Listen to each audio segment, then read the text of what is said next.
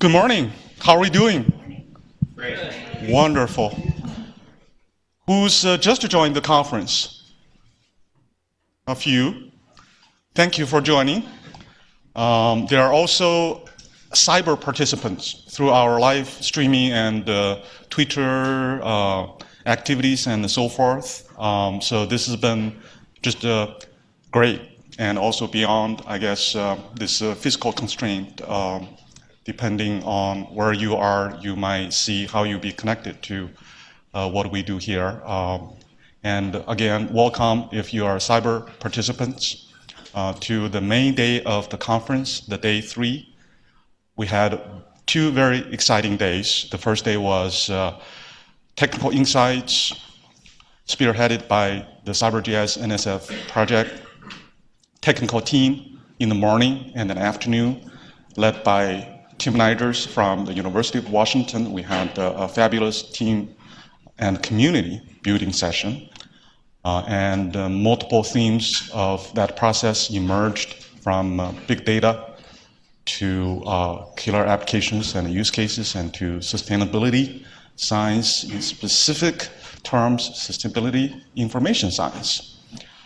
And the second day, of course, just yesterday, we had a very dynamic, exciting, intensive research discussions, many interesting talks and conversations and panel discussions. And that segued to today, the main day of the conference. We have a very exciting program, and I'm very honored and delighted to introduce the president of the University of Illinois, Robert Easter.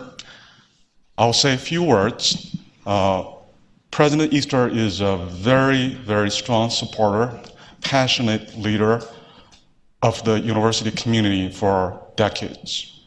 We were chatting about his support for the work of our community. Just about 2 years ago, NCSA colleagues Danny Powell sitting behind were traveling to China, had an international workshop, and only within a month we asked, at that time, Chancellor Easter to welcome the crowd from China virtually in the cyberspace. Within that short notice, President Easter said, "Sure, I'll do in the night." Thank you so much, Rob.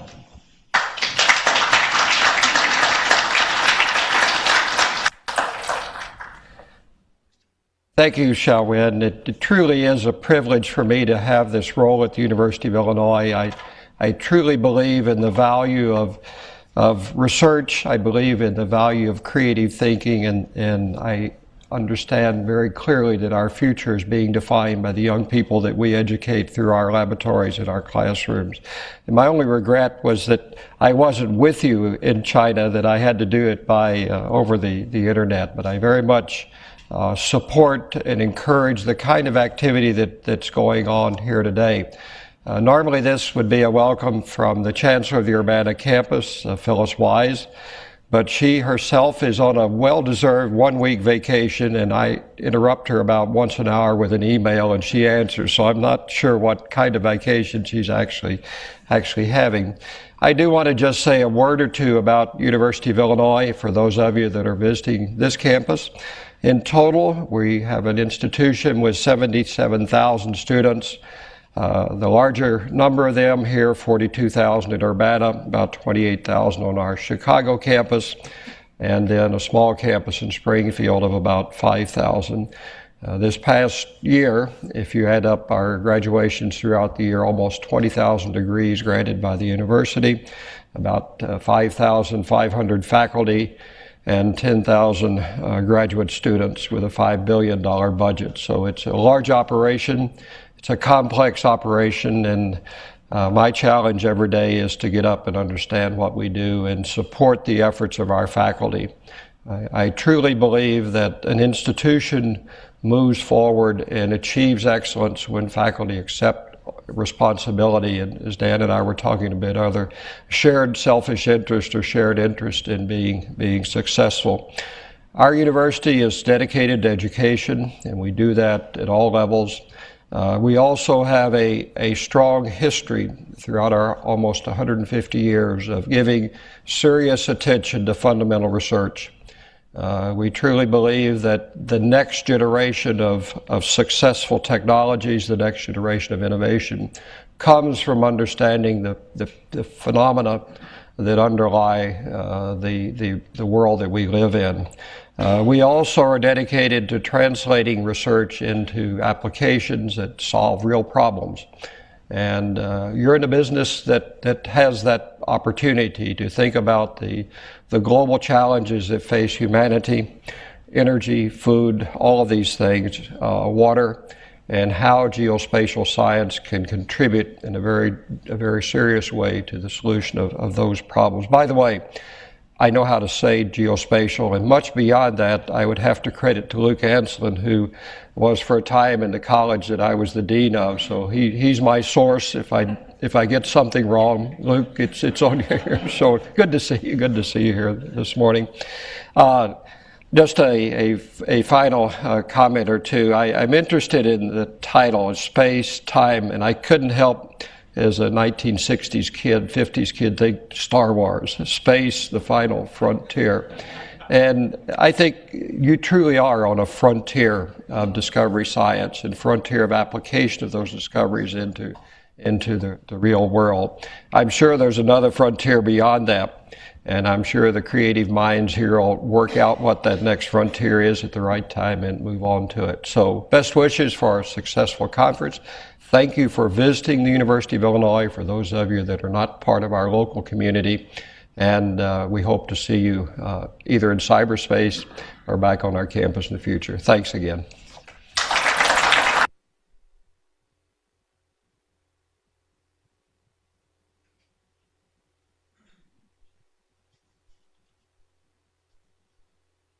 Thanks so much, Rob. It is my great pleasure and honor to introduce our Interim Vice Chancellor for Research and also Dean of the Graduate College, Dr. and Professor Dutta. Thank you. And good morning, everyone. Let me also add my welcome to you from this campus. For all of you who are attending the first international conference on space, time, and CyberGIS. I know it is the third day of the conference, so the welcome remarks are a bit tardy, but they are sincere nonetheless. On behalf of the University of Illinois, I would like to thank our sponsors, the federal agencies, National Science Foundation, the U.S. Geological Survey, several university consortia, ESRI, and the various campus units that have collaborated to make this event possible. As you know, this unique conference brings together researchers, educators, and practitioners in geographic information science, space-time studies, and cyber infrastructure. Geospatial technologies are revolutionizing the way we understand, manage, and sustain our Earth and the environment, and have become an integral part of our lives. It's a lot more than Google Earth and Google Maps. Geospatial technologies assist global policymaking as nations develop strategies for peace, sustainability, and security in our interconnected world in the 21st century. Now, cyber infrastructure, as you know, has been made possible by technological advances such as the internet, the microchip, and databases, which are rapidly transforming our world, to use an IBM quote, into a smarter planet. One that not only has a physical infrastructure of roads, electricity, and water, but also a cyber infrastructure, the computing, networking, and sensor resources that combine to provide us the right information in the right context at the right time.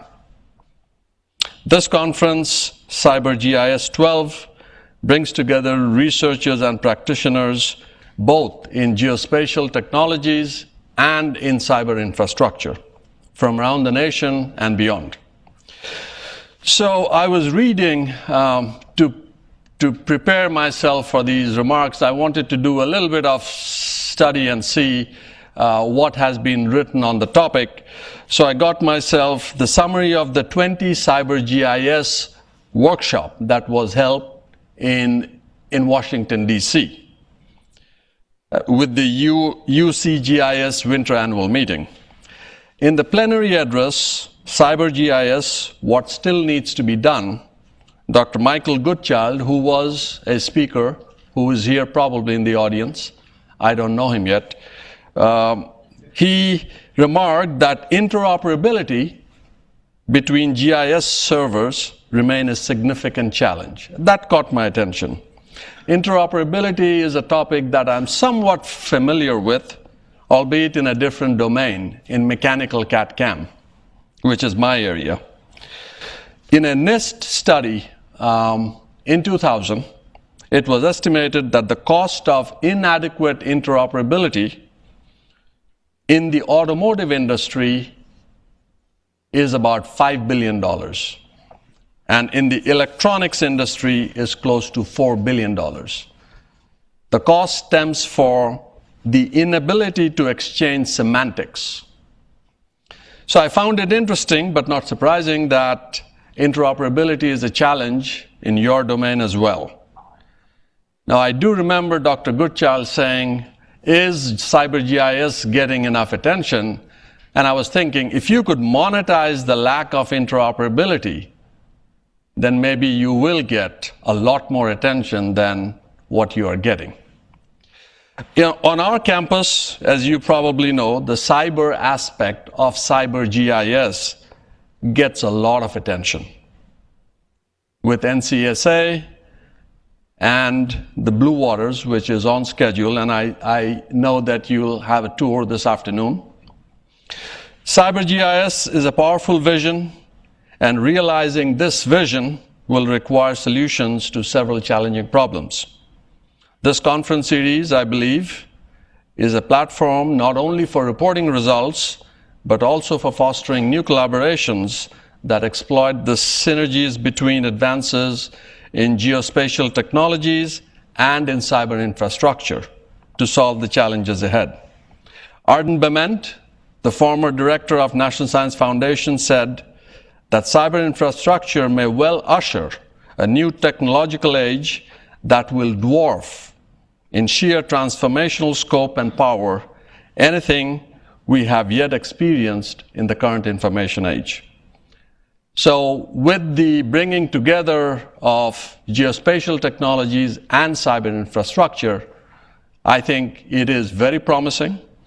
I hope the research community that is gathered here for this conference will contribute to the realization of the full potential of NSF's CyberGIS project. I wish all of you a very productive day ahead, and I would like to thank the local organizers, led by Professor Wang, for organizing this conference. Thank you very much.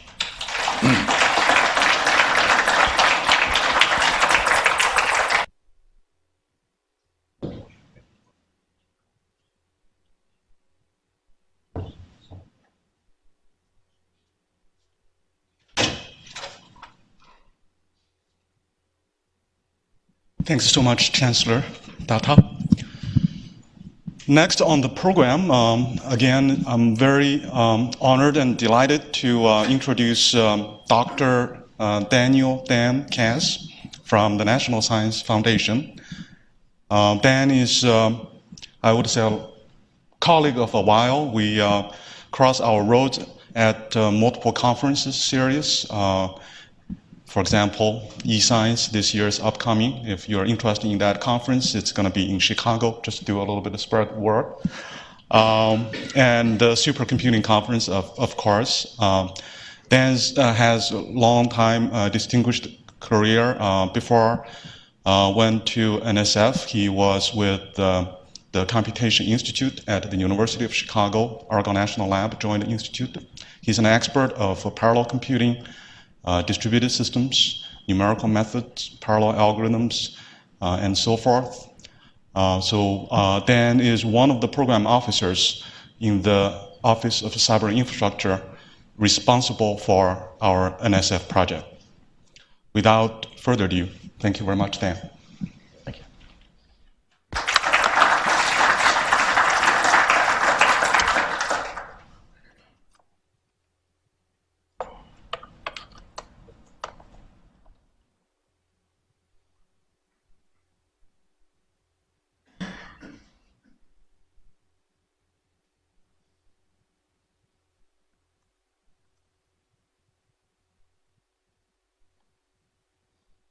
Okay, thank you. I wanted to say, actually, to begin with, it's very interesting to me to hear about cyber infrastructure from a university administration. I think it's actually very encouraging. What we're trying to do at OCI, the Office of Cyber Infrastructure at NSF, really is only possible in some sense if universities get behind it and equally push the area forward. We certainly think that this is an important area, but again, universities really have to do the majority of the work, and universities are going to have to change to some extent to really make things move forward. So with that, I want to talk about my view of where we are in software, and this is really based on the software programs that we have at OCI, which cross a bunch of different areas at NSF. So just to start off with, it's always worth, I think, mentioning what cyber infrastructure is. This definition from Craig Stewart is probably my favorite. Computing systems, data storage systems, instruments, data repositories, visualization environments, and people linked together by software and high-performance networks to improve research productivity and enable breakthroughs not otherwise possible. So the key piece of this is that the software is part of the infrastructure.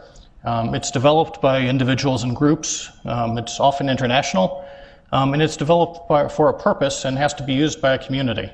And if these things at the bottom aren't there, all right, then you're building software, but it's not actually useful, and then we're not really very interested. So, so we'd like to think about kind of these different elements. Who's developing it? What are the partnerships? Who's using it? What's the community?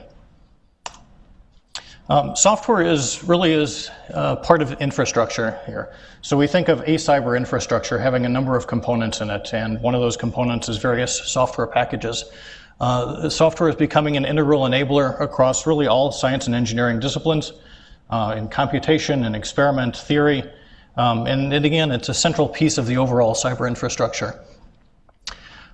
Software is fitting in between science on the top and the hardware infrastructure on the bottom. Software is. It's enabling education as well, right? And education enables further software to be developed. So it's not just research, it needs to be tied in quite closely with human development. As applications are becoming more complex, multi-scale, multimodal simulations, for example, new data analytics, there's software challenges associated with that.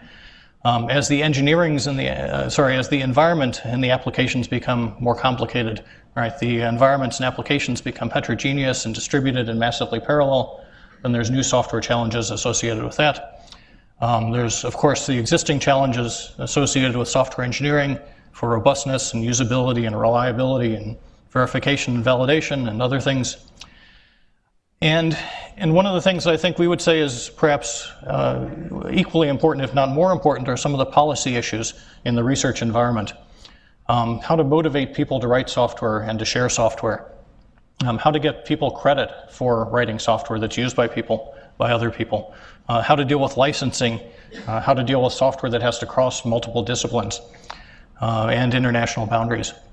And I guess the last piece of this slide I wanted to mention is that if we think of scientific discovery and technical innovation and software in the middle, we can think of innovation driving software that drives discovery, or we can think of discovery as having requirements for software that drive innovation on the other side. So software really, in our view, has a central role in both science and technology. So at NSF, in the software programs, we think of the central thing that we're really trying to do is to create and maintain a software ecosystem that provides new capabilities to advance and accelerate scientific inquiry. In order to do that, we need to bring in foundational research. All right, so there's computer science research, there's research in different domains, that people are trying things, and as those things work, we need to make sure that they move into the ecosystem and they become available to more people. The goal of this ecosystem, again, is to really enable the science and engineering research and education to be done. All right, so that's the output in some sense. And then there's other pieces here as well. All right, so one of them is that we have to transform really what's going on in practice by new policies. Again, there are questions about academic culture, open dissemination and use, reproducibility and trust, curation, sustainability, governance, citation, stewardship, attribution of software authorship. Right, there's a number of issues that all have to go in to the software that's in the ecosystem. And then finally, the ecosystem itself, as I mentioned before, has to be involved in developing the next generation workforce of scientists and engineers. Right, so the new scientists and engineers have to have the skills to use the software. They have to have the skills to develop the software, but the software itself then also can help in the education process. So in the Office of Cyber Infrastructure in particular, when we think about software, we think of our role in a number of ways, including that we should be contributing to the development and the deployment of a comprehensive, integrated, sustainable, and secure cyber infrastructure at both the national and international scales. We want to have the cyber infrastructure have an impact that goes across multiple research disciplines. Right, so just as an example, if something's happening in one particular research discipline, let's say chemistry, then it probably doesn't fit into OCI, it probably fits into chemistry. But if we're doing things that are in multiple disciplines, then that's where OCI gets involved. As I said before, we want to promote the transition from basic research into practice. And we want to think of software as being part of the cyber infrastructure. So where we're investing in large instruments, large telescopes, large facilities, we want to make sure that the software that enables those is also available and is linked in. So internally within NSF, and this is helpful perhaps for people that are writing proposals, the way that this actually works is that we have a cross-NSF software working group that has members from all the different science directorates. And together we talk about solicitations that are coming out that we're going to write, determine which disciplines are going to participate in each one, which is based on the discipline's interests and budget and a number of other things. And then we try to record that in the solicitation so people that are going to be writing proposals can understand really what potentially is going to be successful and what might not be successful in a particular solicitation. Once the proposals come in, the software working group discusses all of the proposals, and we run a review process that tries to take into account expertise from all the different areas. And then once we've gone through that review process, we again come back together and try to figure out which of those proposals are going to be funded in a collaborative way. So when you look at a solicitation, it may have one person's name at the top, it may have a lot of people's name at the top, but in general, there's a process going on behind the scenes which really has a lot of discussion happening. And our goal, again, is to really try to fund the things that are going to lead to the best science in the long run, no matter where they're coming from. So specifically in the SI2 program, Software Infrastructure for Sustained Innovation, which is the thing that I run and the thing that's actually funded the CyberGIS project, we start off with software elements. So we have small projects, maybe one PI, maybe two PIs, a student, that are building up little pieces, and we may have groups of these. We have then what we would call software integrations or software frameworks. So these are things that hopefully look at a number of software elements and put them together and think of starting to build larger projects out of those. And then finally, if we think of a number of these different projects, a number of different elements, a number of different integrations or frameworks, we then think of institutes on top of that. So we're just starting the process of having software institutes. We're in the process of making some conceptualization awards to have people start thinking about these and write full proposals in about a year or so. But the idea is that these software institutes are going to link together a number of the elements, a number of the integrations, a number of the frameworks in different areas. In the background of all of this activity is something that we're calling software reuse. Software reuse has been something that's been internal inside of NSF at this point. We've looked at projects, and if we see a project coming out somewhere that has software being developed and we think if we gave a little bit of extra money to this team, they could make the software public and other people would be interested, then we've done those things kind of behind the scenes. And so some people may have gotten awards that have been, that had some extra direction saying, in addition to what you were saying you were going to do, can you put a little bit of extra effort into trying to make this reusable or trying to reuse something that somebody else has? All right, so we've been doing that internally.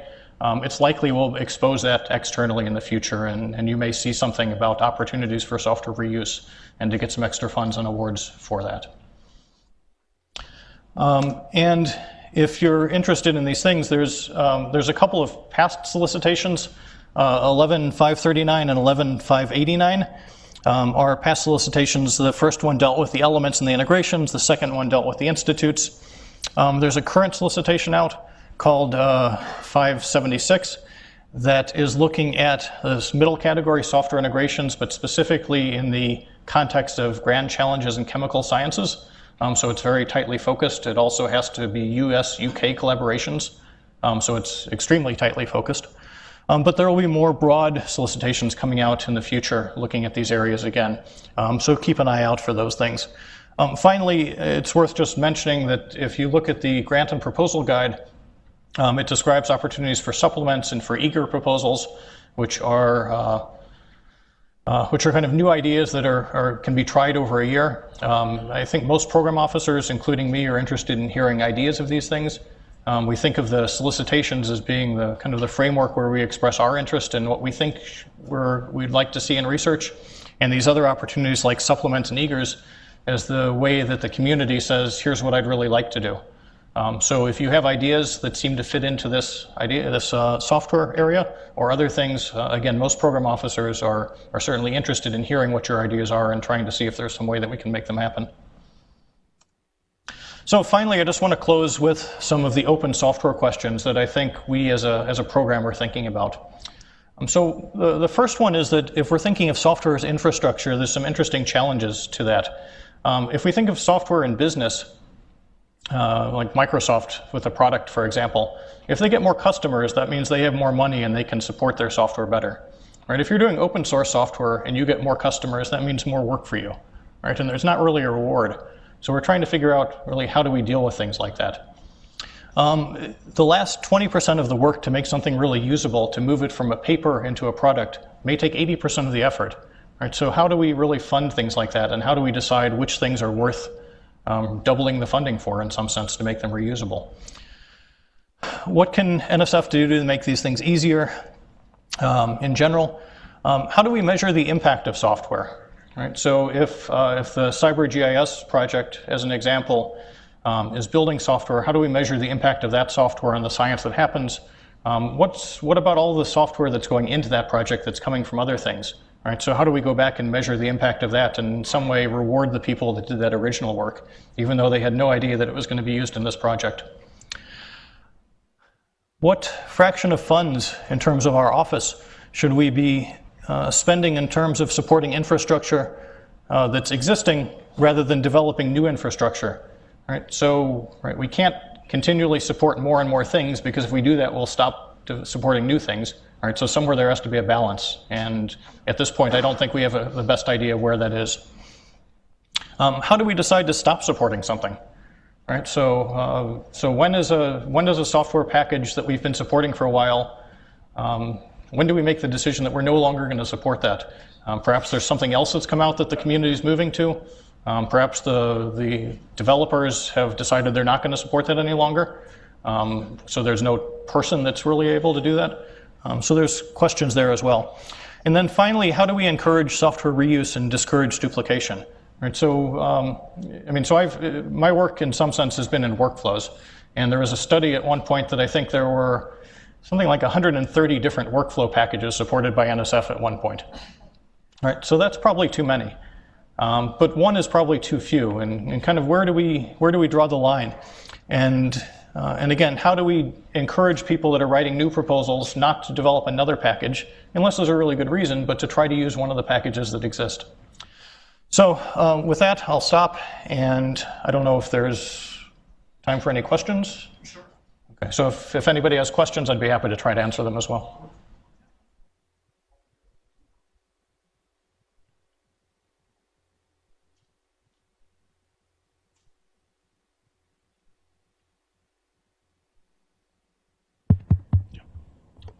Very simple question. Coming from an enterprise environment where we had, thousands of software and applications, how do you keep an inventory of those things? Is there something that we can search when we're thinking about doing development? Yeah, so that's a really good question as well, and I don't think that we have an answer at this point, but it certainly is something that we're thinking about and we're starting to try to build up. So the awards that we've made in this program in particular, we've been asking people, please send us a little bit of information about the software that you developed and that you believe is reusable. And we're trying to put that together into a list, but unfortunately, that's kind of part of the answer because there's all sorts of other things, right? There's the software that DOE supports, there's the software like Linux that's really, right, that isn't federally funded. There's software from other countries. I don't think we have a good answer for that overall, but again, I hope in the next 6 months or so, we'll be able to say, here's the software that NSF is supporting for some time and try to give people confidence that that software is going to be available at least for that period of time. And once you do that, then there's still a question because, right, as an applications person or as a developer, you have to decide, what am I going to use from somebody else? And in that process, you have to say, right, what faith do I have that this is going to be around in 2 years or in 5 years? Right, and NSF isn't going to be able to say something's going to be around at that point. So it's part of the answer, but it's not the full answer. Thank you.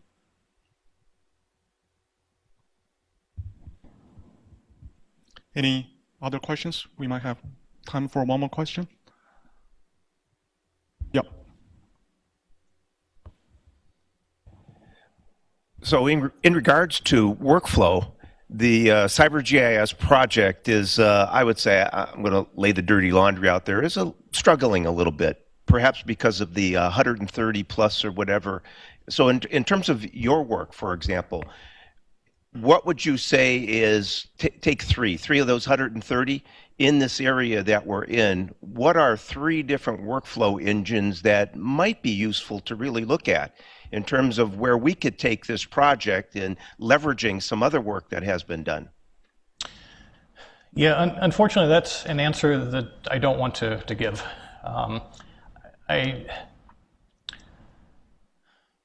Fair enough. I'll let you off the hook at this point. Yeah, so I don't really want to say that there's something that's better than something else. There's a number of things that we've been funding. There are a number of things that we haven't been funding. I guess I can talk to you maybe offline and tell you kind of, at least from my view as a technologist rather than as a program officer, what some of the families are and maybe some of the representatives of the different families. How about then, sorry, as a follow-on, one good or that you think the best article that's been written out there about evaluation of workflows? Is there such a piece? I've come across a couple, but I'm not going to say what they are, because independently I'd like to... No, I actually don't. I would say that I don't think that there has been really the definitive article written at this point. I think that's something that would be a very good contribution from somebody, but and I've talked about this kind of, again, not as a program officer, but as a researcher. I've talked about some of the aspects, and unfortunately trying to do that means that you have to figure out what the criteria are, and then have maybe some samples that you're trying to run through different systems and figure out different experiences, and it's not a simple thing to do. And I don't think that anybody's done it, to my knowledge, sufficiently well at this point. It's sort of like a dissertation topic. And it certainly could be. Except if it was a dissertation topic, it would be one without original research that probably wouldn't be very successful. It's something, but probably not a dissertation topic. Well, let's thank Dr. Dan Katz once again for